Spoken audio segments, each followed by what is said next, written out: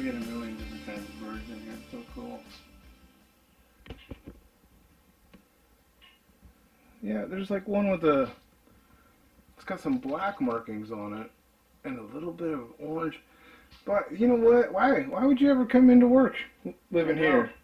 It's hard sometimes, Morton, really. Seriously, buddy. You know, I can tell. I'll be sitting here in the sunshine drinking my coffee, watching the birds, going, fuck work. I know, right? They can wait.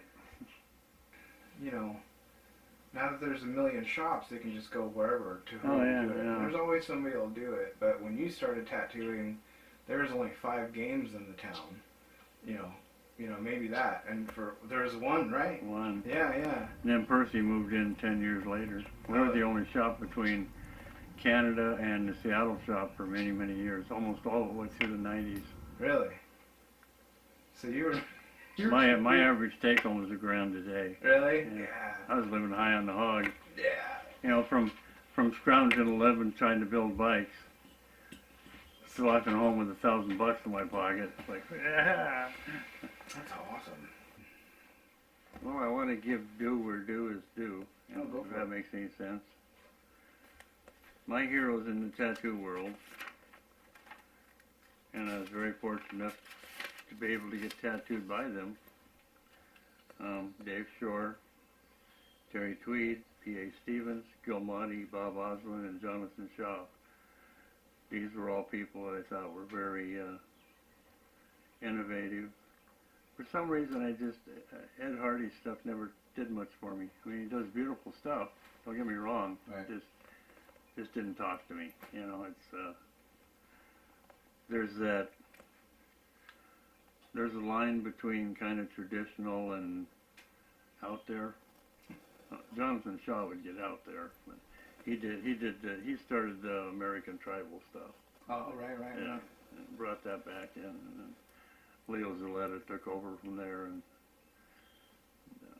Jonathan went into, I don't know what you call it, you know, where you got an eyeball here and an eyeball there, and Weirdo stuff. Weird stuff, yeah. Very nice, but weird, yeah. I just always kind of liked, I liked looking at a design, you can tell what it is. Absolutely. It's like Dave used to tell me, when you look at a tattoo, you should be able to make out what it is 10 feet away. Yeah. At 5 feet, it should get clearer, and at a foot, you should be able to see every little detail. Right. You know, and I always remembered that. And the other thing he said I always remembered was, I'm up there, and I'm in the back room visiting him, and this gal comes in and gets this tiniest tattoo in the shop. It's kind of a joke today. It was a little $60 rose. Right. And he starts in on it, and she looks at him, she goes, so what's the best tattoo you've ever done? No hesitation whatsoever. Dave says, this one I hope, eh? And I always remember that, and I've always tried to teach it to people that I apprentice. Yeah. Because if you've already done your best one, you might as well go home. Yeah. You know? Yeah. You should put that much effort into every one you do. You know? That rose is just as important as the giant back piece. Yeah, that little rose could bring in 100 people. You know? Somebody sees it and they talk your name. Next thing you know, you got, you know. Especially when it comes to gals. You know, they don't. Nowadays there's a change, but for years it was, you know, small tattoos placed nicely. You know, accent their bodies and stuff. Yeah. I was so mad when some assholes started calling them tramp stamps. I know. It just pissed me off because if you got a gal with a nice body and nice hips, I think nothing is prettier than that. Yeah. You know. That's funny because I feel the same way. Yeah. I'll get people that come in now and they're like, I want a tramp stamp. And I'm like, you don't have to call it a tramp stamp. Don't call it that, please. You know? Yeah, I hated that when somebody started that.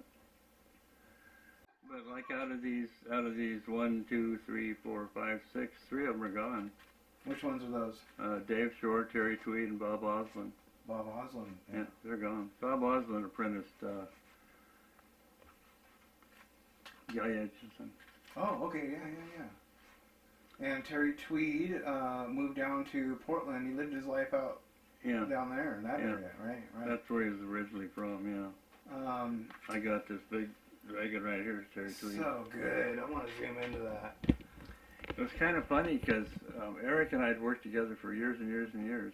It's so green. It's perfect. Oh, I know, and the thing's 28 years old. Yeah. Yeah, that's awesome. But same with Dave's. Their color is all...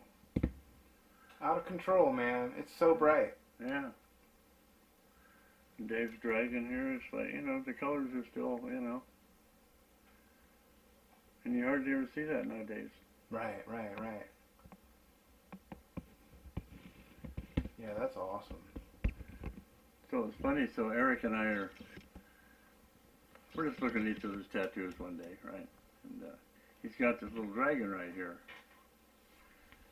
And I said, who did that? And he says, Terry Tweed. He said it was the first tattoo he did in this shop. This was the last tattoo he did in this shop. Nice. Wow. Yeah. And we'd worked together for years and years and years before we found that out. It was just kind of funny, you know. How long did you work with him? With Eric?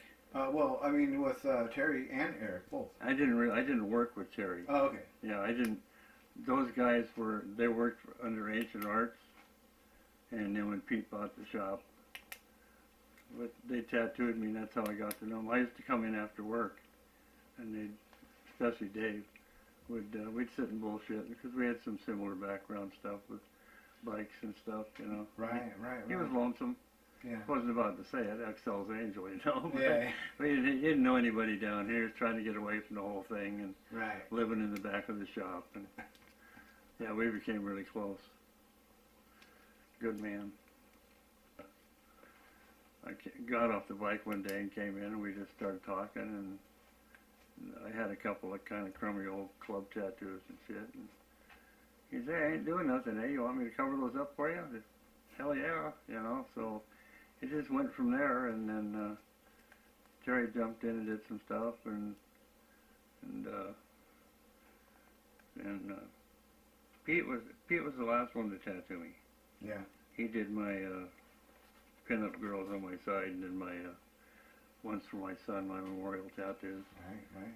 And, no, actually, Gil tattooed me at that convention. That's right. Okay. So he was the last one.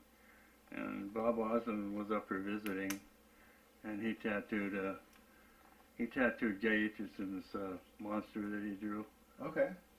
Yeah. And, so he tattooed that on me. It was funny because I just started going out with Jan at the time, and I was clean and sober, right? Yeah. And she's looking at me on the table, and she said, "You ass, you're high." I said, "Well, yeah, the tattooing makes me high. It does, the pain. You know, Yeah. weird as it is. I'm sure you understand." Yeah. Yeah, those are people that I figured older tattooists would know the names. Right. They should. Anybody should. But then we go down this huge list of original Smitty, who I actually apprenticed under. My apprenticeship was weird. What I learned about art and applying it, I learned from Dave. How to make needles, build machines and stuff, I learned from Smitty. You know. So I had original Smitty, Jay Chenevert, Pierre, Lance Dozier, Chris Cole, Jacob Cross, Eric Martz, Lonnie Wilkins, Justin Ballard, Beetle, Mandy, Craig Wolfswa, Daryl Duncan, Catfish, John Hales, Tony Sonic, Tony Cowan, Jonathan Parr, Doc, Neil Hughes, Jim Nelson, and Tack, or Star Walker, as he likes to go by. Whatever's clever. So that's quite a list. I mean, those are all the people that have worked with you. Worked on me. Oh, okay, they Tattooed worked on me. you. Oh, okay, yeah. And I trained a lot of them, and they work. Right. You know, they still work for me. Like all the. I came into Everett in 19. I had to write all this stuff down. I have a horrible memory. I'm impressed. I mean, you know, I'm impressed. You got the list down, man. Yeah, I had to do something because I forget everything. So in about 84, I started getting tattooed. Okay. Professionally. And in 1990, I went to New Orleans with Smitty to the New Orleans convention, which was really something. I'd never been to anything like that. And what I found was funny, and this is going to sound prejudiced, not meant to be, the blacks in New Orleans were the friendliest people I've ever met in my life. Right. the whites were assholes. Okay, yeah. They were just assholes. Yeah. My God, you know. And I don't know if it's because of the tattoos or what, but they just, man, they were bad. And then we saw Gore there. They ripped the place up. I mean, what year was ceiling, this? 1990, I think. Okay, Gore. Yeah. And the ceiling was just covered with that red shit. I mean, it was everywhere. My God, never seen anything like that in my life. And then the next year, we took a train back to Pittsburgh, went to that convention, and that got to be a bit riotous. Lion King got arrested at that one. They hauled him off. Wow. I don't know what for, but he did something. Yeah. And he was put away for a while, I guess. No shit. Yeah. Did they come in and haul him away while he was tattooing, or what? Yeah. Really? Yeah, right in the middle of tattooing, yeah. Tell me his name again? Lion King. Lion King. I think he might have passed away just recently here. Oh, okay. These are... You've told me this before, but I never did look him up. These are names like Lion King, Sailor Moses. Right. Yeah, the older tattooists, you know, that have been long gone forgotten, sadly. You know, especially by these newbies that don't know anything. You know, I think it should be mandatory to take a class on the history of tattooing myself. You know, you go to a convention and you're lucky if you could get a spot. I mean, you know. Well, how did you get word of mouth? It was from magazines, like Easy Rider magazines, and like... A lot of it, yeah. And then, you know, people like Dave. You know, Dave was great for passing down stuff. And God bless Smitty, he was good about passing down info, too. Nice. He was really into stuff. Yeah. Rio de Janeiro, he was a character. Rio de Janeiro. Whole side of his arm here, because they didn't used to worry about sterilization. Right. And that's how he checked his needles to see if they were working. Yeah. It's all black up and down there. I got a few of those, but just from accident. Yeah, me too. I got. Yeah. Actually, that's how the dots on my fingers started. I cut a couple of dots. I thought, oh, well, I might as well do something with them. Might as well make them nice. Yeah. I mean, all my major work, all my sleeve work is all Dave and Terry. Yeah. You know, Jonathan Shaw, Dave, Terry, Smitty did that one. I'm going to get some close-ups of that later. Oh, okay. I'm going to try to get your clothes off. Yeah. Would have been better a few months ago when I had some meat on me, but oh well. We'll Photoshop some At one time I was actually buff, believe it or not. that actually is very true, and I know this only because you've got some pictures in some tattoo magazines where you're looking like a real fucking problem. You know what I mean? Like, it's always amazed me. My whole life I've heard people say, God, you intimidated the hell out of me when I met you. And I'm going, why? I never did get it. Right. But I kind of do because I had this persona because I was in bike clubs and you just had to have that persona, you know. Oh, yeah. It's not the real me, but you got to protect your ass. You got to have it out there, you know. Yeah. Yeah. So, a lot of dudes were on the run. Yeah. So, well, that's the thing. This used to be an outlaw business. Right. It was all bikers, outlaws, merchant marines. Yeah. And now we got a bunch of yuppies, you know. That's what they are, sorry. I almost spit my coffee out. You're not wrong. I just call it what it is, you know. I'm not known to make friends quickly. 91, 92, somewhere in the 90s. Pete asked me to be manager. And I thought I was in heaven, man. That was, what more could a guy ask for? You know, P.A. Stevens asked me to manage one of his jobs. Yeah. Stop it. And then in 97, Lonnie put his shop up for sale. I trained Lonnie. I taught him. And so Pete and I went in partnership and bought Electra. Oh, okay. Which is still going since 97, so got to say something. Yeah. What do you think? What do you think makes a good tattoo shop? A good manager and good people. When Pete asked me what I thought a good manager was, you know what I told him? If 5 years from now everybody that works here is better than me, I'm a good manager. Yeah. He looked at me like, I don't think I've ever heard anybody put it that way, but that's the way I felt about it, you know. Then we got some bullshit stories. All right. Fucking send them. So, my friend Red Fred, was in the bike club with me, and Dave's tattooing him. And Dave wore readers, and he put them down on his nose like this, much like I used to do myself. And this guy comes in the door, and he's all big and bad, and telling Dave, well, I'm going to open a shop and run your ass out of town, so you might as well get ready.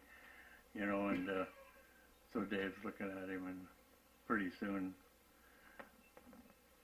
gloves come off, and the glasses come off like this. Dave stands up and goes over to the guy, and just like a snake, grabbing him by the throat, bounced his head off the door jamb about 3 times, threw him down the steps, walked down the steps, kicked him in the head, turned back around, sat back down, put his gloves on, put his glasses on, went back to tattooing.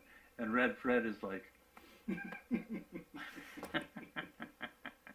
He was tattooing didn't phase Dave at all. He had to handle some business. Yeah, well, he worked at Hanky Panky's, you know, and it was like, they'd come in and he'd be kicking people trying to tattoo and shit, you know. He just didn't scare Dave. There was no scaring the guy, Jesus, you know. He was like 6'4", and I was gonna say, I thought he was a big dude. A big boy. Mm-hmm. Yeah, that always cracked me up. Then I had the kid and his mom come in. I thought he was a kid because he came in with his mommy, you know, and so I asked for his ID. He's like 28. I'm like, okay, whatever, you know, and I start tattooing him. And you met Stevie, right? The kid with cerebral palsy. I think so, yeah. Comes stumbling in with his wheelchair. Yeah. So he's sitting there, and I start tattooing this kid, and he starts doing the funky chicken, you know. Yeah. And all of a sudden, here comes Mom. My baby, my baby, my baby, what are you doing? What are you doing to my baby? And I'm going, holy crap, you know.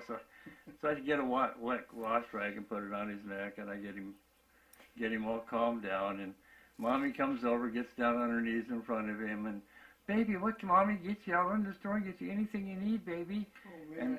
And Steve and I are just fucking... Yeah, trying to hold it I had to go in the back room. I couldn't hold it together, man. It was... 28? 28, oh, yeah. My God. Well, it was pathetic. That was a big day for him. God, I guess. And let me see. Oh, then the guy that came in, we had this horrible back piece. And I'm sure you've seen this stuff. They draw stuff up, and it's bad. Mm-hmm. And they want you to do it, and you go, you mind if I clean it up? I try to be nice about it. You know? Yeah. Mind if I... What's wrong with it? Oh, God. Well, I could see some places that, you know, could use some accenting and cleaning up, and I'm trying to be real nice. Yeah. Right? And the guy says, well, this is fucked. I'm just going to go home and do it myself. He's talking about a back piece, and I'm like, oh, God. Just put a tattoo machine on a stick. And I guess, do it yeah. myself. Use one of those selfie sticks, I guess. There you go. God, people, you know. But my all-time big one was, I'm sure you heard about the SWAT team. Which one? So I'm in the shop one day. Is there something burning? I don't know. Smelling something. I don't know what it is. Maybe I a smell candle went out or something. I think a candle just went out. It's no big Yeah, I deal. think it can. I'm looking for smoke. Don't worry. Yeah, I think it's just a candle went out. But so I'm sitting there. I always told my buddies, if you're going to hawk a gun or something, hawk it to me. I'll throw it in my gun safe, and I won't charge you any interest. When you get money back, get it. If you don't, I get a gun for cheap. Yep. Good deal. So my buddy Barry comes in. He's got a rifle, and about 2 minutes after that, I get a phone call, and it's the Everett police dispatcher. And meanwhile, right before that happened, Fat Tony's dad and I are standing in the window looking out, and there's across the street there's 2 cop cars. They've blocked off 24th. They've blocked off 26th. 2 on each one. Now, mind you, these are like a block away. Right. There's nothing within earshot. And there's 2 of them, one on each side of the building back here, and they're all holding ARs with lasers on them. So I said, what's going on? She says, well, we got a report that a masked man entered your building with a gun. I says, my buddy Barry brought in an old rifle. He's wearing a stocking cap. And so the lady goes, well, what are you wearing? And instantly I wanted to be a smart ass, but I didn't, you know. What are you wearing, lady? You know? and we can have some fun here. But, so I told her, I'm wearing black. I'm a tattooist. What do you want? You know. So she says, well, put the phone in your right hand, exit your door, head north, and talk to the police officer. Okay, so mine, like I said, they're all like a half block away or so. So I get up there, and the first thing out of the cop's mouth, do you have a weapon? I said, well, you should already know that. He said, you got my name. I'm sure you already called it in. I said, yes, I have a weapon, and I have a permit. Now, mind you, I come out the door, I got 7 little red dots bouncing all over my fucking chest. And the fact that they're there don't bother me. The fact they're bouncing around is what bothers me. You know, if they were steady, it'd be one thing. But so I get up there, and he says, well, hand me your weapon. I said, fuck you, it's down there in the holster. Can you imagine what would have happened if I had done one of these? Yeah, yeah. Because they can't hear. They're all a block away. I'd be dead, and there'd be some article in the newspaper about ex-outlaw tattooist draws on cop bullshit. You know it would be. Oh, yeah.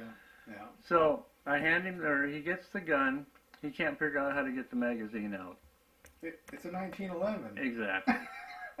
Cocked and locked, mind you. Cocked and locked. Yeah. Finally, I said, you see that little button there where every gun in the world has one? You push that and the magazine will come out. And I'm chuckling to myself. So he gets it out, he puts the gun on the hood and the magazine on the hood, and asks me a bunch of stupid shit. Never did go in the building to see if there was a bad guy in there, mind you. Yeah. And finally he says, okay, I want you to put your telephone in your back pocket, put the gun in your right hand and the magazine in your left hand, and walk back into your shop. I said, why? It's a safety issue. It's a safety issue? You just handed me a loaded gun. He says, the magazine's right there. Do you understand what cocked and locked means? Why don't you take your flashlight and look down that barrel and see what you see? And meanwhile, his buddy's laughing. And I said, what the fuck are you laughing about? You've been standing right here the whole goddamn time. Yeah. He just handed me back a loaded gun. One in the chamber. I said, think about this for a minute. You just asked a guy to hand you his gun. And what did he do? He didn't do it. Which probably should tell you he's kind of trained. Yeah. Because average Joe Blow under that circumstance would have gone. Cleared it. Yeah. Yeah. Right.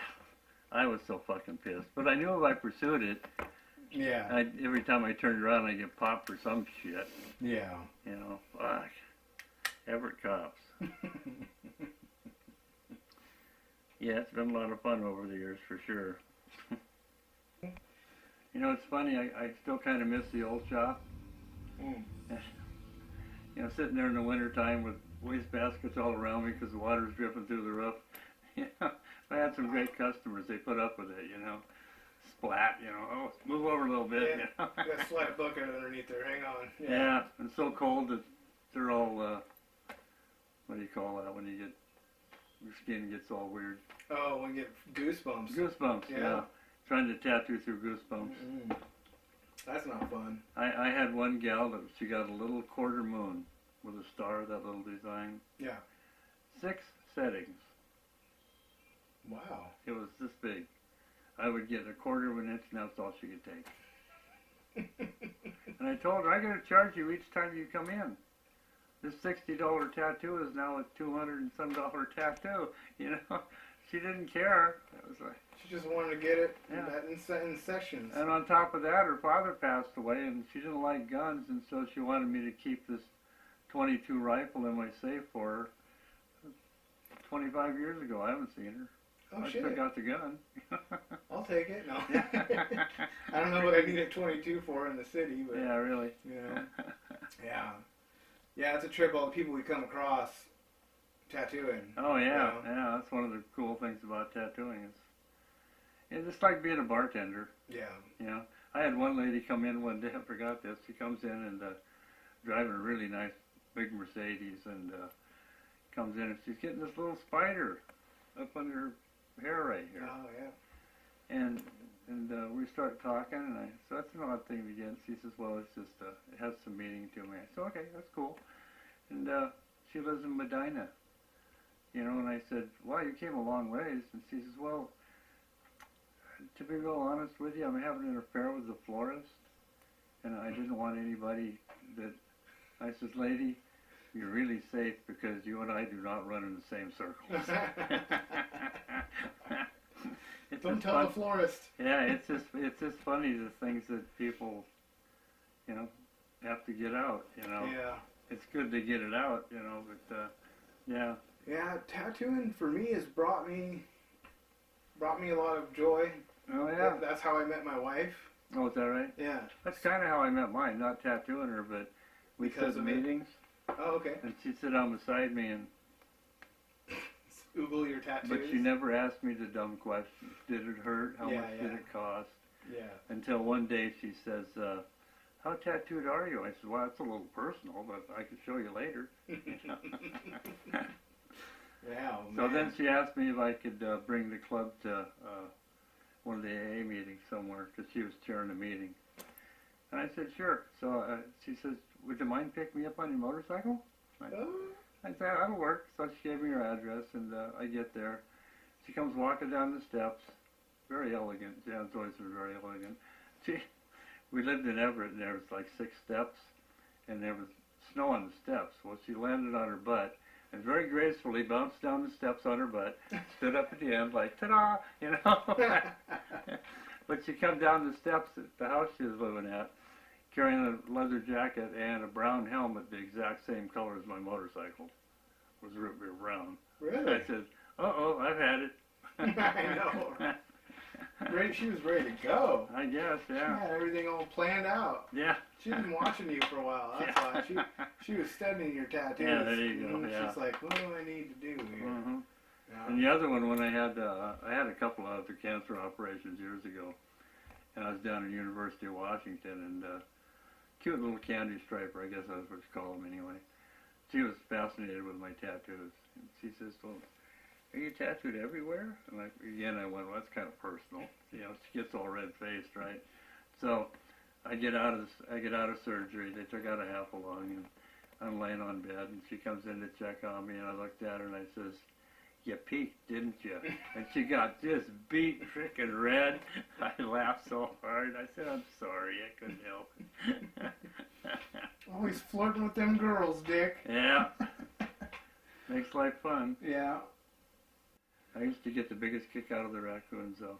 It took me about 6 months. I'd sit on the steps and talk to them and throw them dog food. Yeah. And over the course of time, pretty soon they come up and they touch me. You never corner them. Never corner a wild animal. Yeah, they'll fuck you up. They come up and they touch me, and pretty soon a little bit more. And eventually I got pictures where I was running down to the shop. He's hugging me. I know that picture well. Yeah. I like to look at that one. Everyone will peek around your corner, and I'm like, looking at your picture. And he used to sit on the couch and watch TV with me. Shit. He'd sit on my lap and they purr. Yeah, they have a very loud I didn't know purr. that. I thought he was growling at first. I was scratching his ears. And Yeah. What are you doing? He's purring. You know, he just. They're loud. Oh yeah. That's my plan. I don't know how long it's going to take me to do all that. But, It's fine as long as it's done by tomorrow. oh my God, Jesus Christ. But I'm going to go ahead and close it. So, again, I want to thank you for letting me come up here and hang out with you and letting me into your house and into your life. And thank you. Yeah. And we'll Thanks go for ahead the tattoo. No problem. No problem. As long as I get you to do it for me, I appreciate that. It's only good for 3 days. After that, I don't know what happens to it. Oh, okay. So It falls off. It just falls off. Cool. You got to make a payment to keep it on. No? Anything you want to say as a last parting? My tattoo life's been amazing. I met the most amazing people. It's people telling me things now. It is very humbling to me. You know, because I had no idea the impact I've had on some people. You know, and it's really a good feeling. Yeah. It really is. And I'll be forever grateful to Pete. You know, he gave me a whole different life. He really did. Absolutely. That's awesome. All right. Dick Everist, everyone. Adios. Adios.